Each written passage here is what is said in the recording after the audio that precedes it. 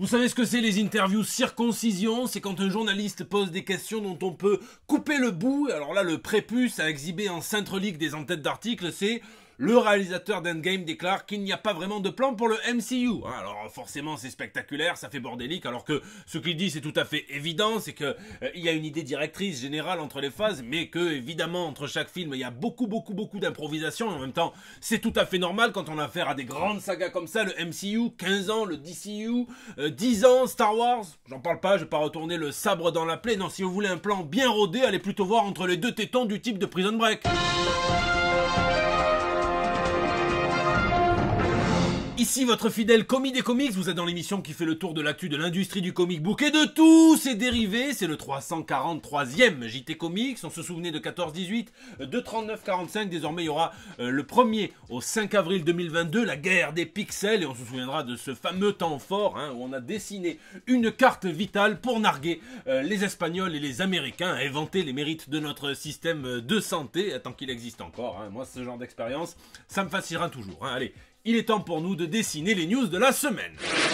X-Amen. Les X-Men ont toujours été un bon moyen de parler de religion. Souvenez-vous quand on comparait Hope à un nouveau messie, puisque c'était le premier mutant à être né après le jour de la décimation. Et bien cette fois les X-Men vont encore plus loin lorsqu'on voit Exodus parler d'un mutant nazaréen qui jadis a fondé un culte religieux en ressuscitant quelques humains. Ça fait évidemment penser à Jésus de Nazareth qui a ressuscité déjà lui-même et 3 de ses disciples. Donc après Jésus revient Jésus mutant, et ça tombe bien, on va fêter sa résurrection à Pâques, à moins que ça soit Jean de Nazareth, dont la particularité c'est d'avoir 3 œufs au fond du pagne, et là c'est beaucoup moins impressionnant.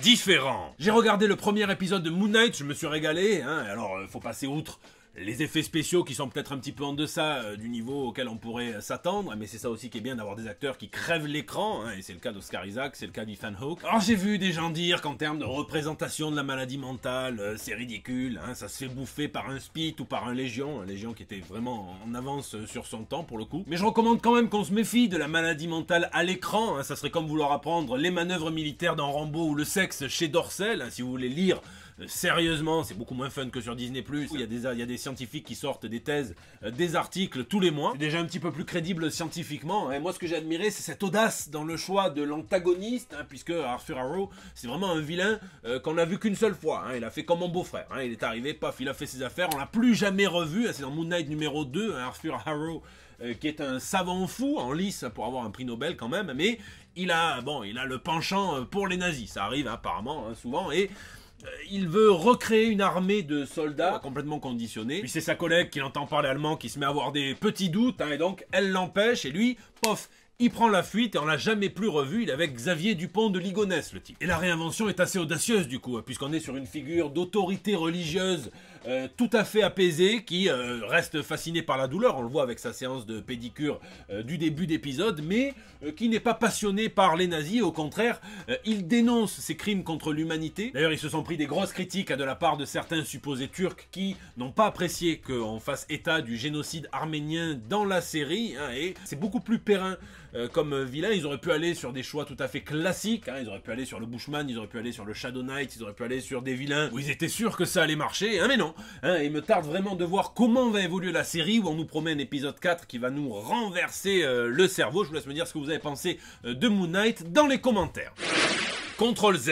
Cette semaine, il y a tellement de retouches sur Disney+, que je sais pas si je suis en train de parler de série ou de couture. Attends, c'est quelqu'un qui se fait son cosplay, mais justement, ça nous apprend à avoir un petit fil de prudence quand même, puisque c'est pas tout ce qu'on croit. Et alors, vous allez voir qu'il faut quand même rendre hommage à ceux qui ont les yeux de lynx pour repérer toutes ces modifications et en faire part sur les forums, puisque dans Falcon and the Winter Soldier, il y en a un qui a repéré une scène où ils ont gommé le sang. Quand ce scientifique de l'Hydra se fait tuer, là, il est mort, c'est clair, c'est net, c'est précis. Là, on est plutôt sur un lendemain de soirée étudiante qui a mal tourné, il fait dodo. Marvel transforme la mort en sieste. Donc vous connaissez les biais de confirmation, ça a hurlé à la censure, certains ont accusé les woke, patati patata, que du blabla, puisqu'au final, rien d'autre n'a été modifié dans l'épisode. C'est quand même un épisode qui traite frontalement de la violence, quand des rebelles politiques découvrent que tuer peut occasionner la mort, c'est quand même phénoménal. Le bouclier de Captain America reste ensanglanté comme s'il s'en était servi de cup menstruel. En réalité, on a eu l'information, il s'agit d'un problème de mise à jour. les mauvais fichiers ont été téléchargés, et donc ça a été rétabli, mais ça confirme les sources certaines qui disent que Disney prépare son multiverse de séries gommées en violence, plus adaptées aux enfants, aux ados. Il me tarde de voir quelle société de nettoyage va faire le ménage sur les 2 saisons du Punisher et sa moitié de saison de Daredevil, parce que là il y a vraiment du boulot. Et si c'est avéré, on peut se poser la question, est-ce que c'est bien pertinent de faire une version de toutes les séries adultes de chez Marvel Disney pour le public de la Reine des Neiges? Pas sûr. Est-ce que Wilson Fisk va devoir arrêter l'ostéopathie avec des portières de bagnole? Est-ce que les taulards vont régler leur conflit au Shifumi? Et on a vu aussi un hommage à Stan Lee qui a été gommé en fin de saison 2 du Punisher. En revanche, toute la partie thérapie de Billy Russo avec la psychiatre est restée. La vie est mal faite. Il y a aussi une dédicace à Reg E. Casey qui joue le père de Luke Cage qui a disparu. Erreur ou pas, ça reste à confirmer. En revanche, ce qui est bien une rectification, une forme de censure, de polissage, c'est l'art de King Conan qui a été modifié après le scandale Pocahontas dont je vous parlais dans le JT Comics 339, cette figure autochtone d'Amérique qui est devenue si sensible que même en fiction c'est très très compliqué de l'aborder. Je sais pas ce que vous en pensez, moi ce genre de délire ça me fait un peu peur pour le Punisher, si c'est pour en faire une version pour enfants, Disney, évitez de le faire revenir. La rumeur c'est comme Flash, ça court très très vite, ça peut frapper à n'importe quel moment, ça c'est plus comme Ezra Miller du coup, quand elle est belle on a vraiment envie d'y croire, ça c'est comme Halle Berry dans Catwoman, et puis il y en a qui ont tendance à revenir à fréquences tout à fait régulières, comme des mycoses. Alors cette semaine, c'est un classique, un grand classique, celle du Batfleck, le Batman de Ben Affleck. Le Batfleck devait faire son baroud d'honneur dans The Flash, avec Michael Keaton, avec Ezra Miller, et bon, il s'était désintéressé du rôle de Batman, on le sait, il devait faire à la base le Batman de Matt Reeves, et puis finalement non, il n'en avait plus envie, mais bon, apparemment ça a l'air d'aller beaucoup mieux dans sa vie, il ressort avec J-Lo, et j'imagine que ça aide à aller un petit peu mieux dans sa vie, et donc certaines sources, certains initiés diraient que le Batfleck reviendrait dans le DCEU après The Flash, mais ça reste quand même à prendre avec une petite pincée de sel, puisque ça reste les mêmes sources qui mettent la Snyder Cut et un appareil photo Canon pour dire que la Snyder Cut serait canonique, donc méfiez-vous, tant c'est une. Et on peut se faire... Bon, en attendant, moi je suis toujours chaud pour du Batfleck, sinon on se contentera du Batman de la série animée, ou bien des milliers de comics Batman qui sont sortis.